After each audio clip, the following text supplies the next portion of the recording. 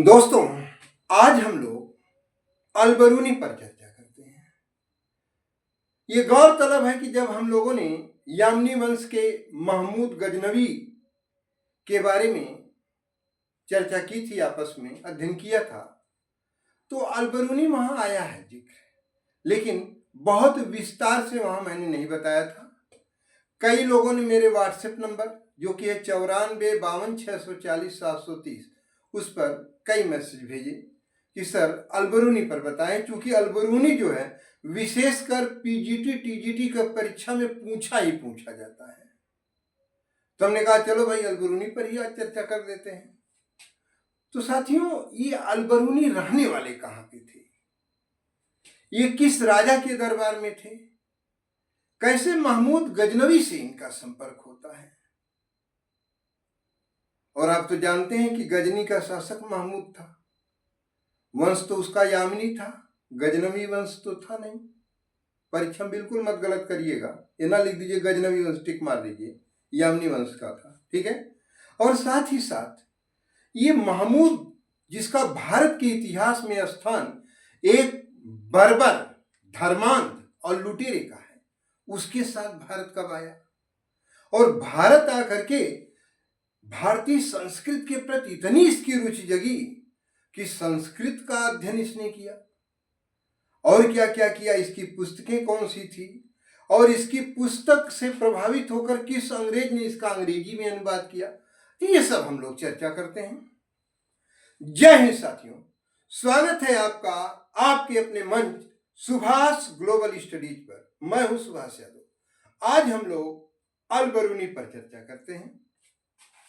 यहां ध्यान देना साथियों, अलबरूनी दरअसल इसका जन्म 972 ईस्वी में मध्य एशिया में स्थित खीवा प्रदेश में हुआ था।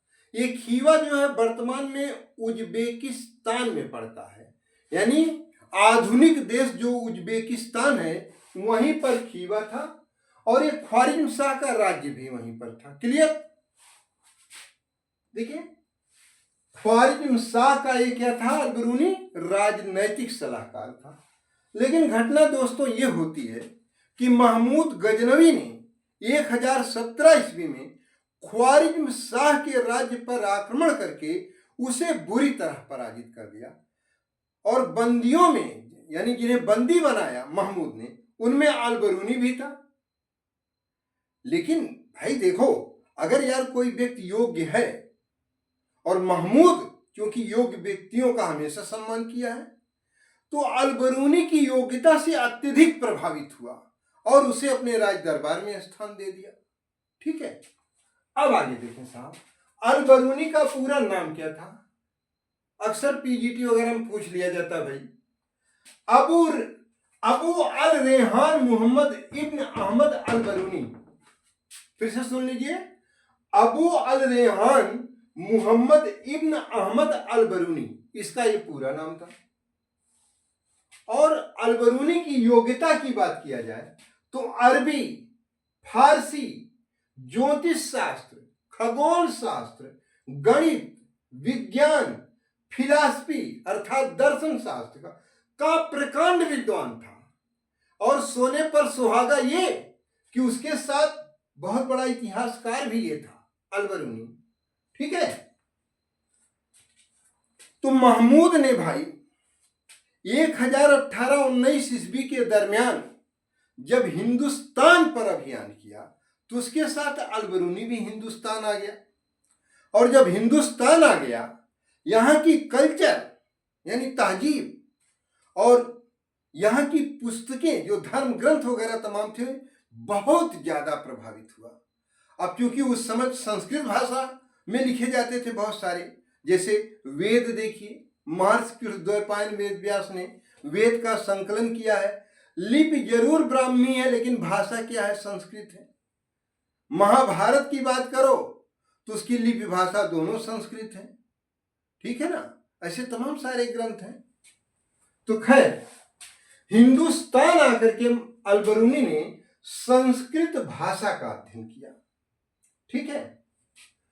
और इसके साथ साथ देखा जाए, वेद, पुराण, स्मृतियां और श्रीमद् भगवत गीता का भी इसने अध्ययन किया। अब आपसे एक प्रश्न पूछते हैं, ये बताइए श्रीमद् भगवत गीता किस पुस्तक का एक भाग है? याद आ रहा कुछ? महाभारत। महाभारत का शुरुआती नाम मैंने क्या बताया था? पिछले वीडियो में देखिएगा, जय संहिता।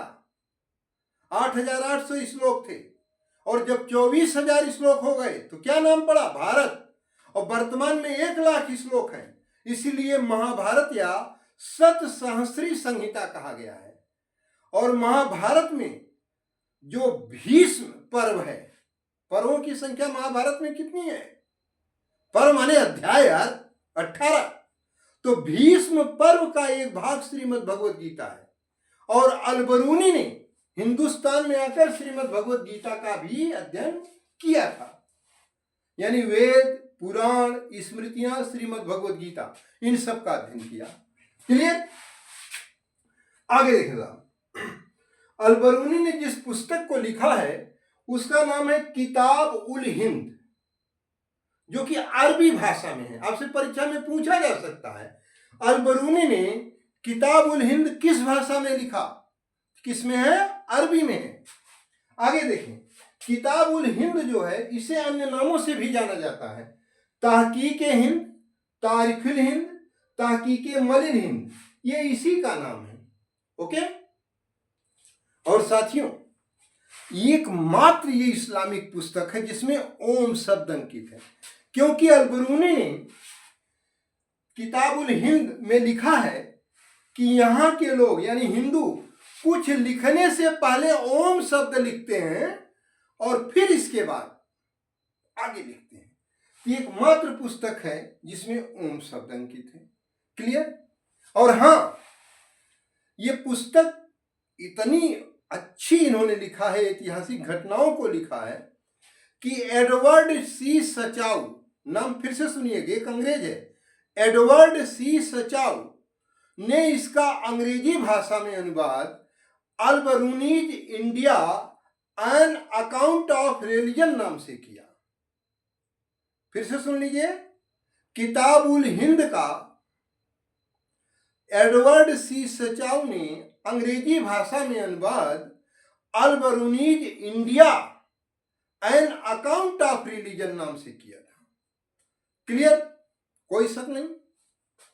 यानी इससे जो भी प्रश्न पूछा जाए आप कर लोगे, ये मैं मान के चलता हूं। ठीक है? और हाँ, ये पुस्तक में कंफ्यूज मत होना, तहकीक हिंद आए, चाहे तारीखुल हिंद आए, चाहे तहकीक मलिन हिंद आए, चाहे किताबुल हिंद आए, एक ही पुस्तक के नाम है भाई। जैसे आपका नाम स्कूल का और है, घर बुलाने का नाम कुछ और है, तो आप तो अकेले हो ना, तो वैसे यहां पर ये पुस्तक वही है। ठीक? Clear? Thank you so much.